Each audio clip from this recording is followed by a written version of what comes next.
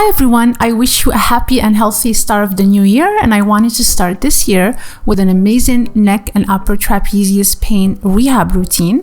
There will be 3 main exercises.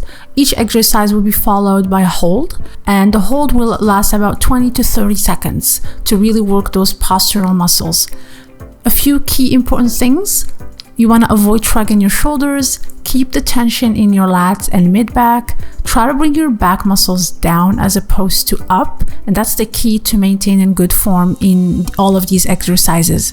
I will be also showing you some modifications, and if you feel any discomfort, just take a break and resume the exercise. You will see me also taking breaks for a few seconds to breathe, so definitely listen to your body and take a break whenever you feel like you need to. Never push through the pain, as always, and your goal is to do good quality repetitions versus just rushing through each set. If you have any questions about the exercises before you do them, comment below and I will respond as soon as possible to ensure that you do everything as perfectly as possible.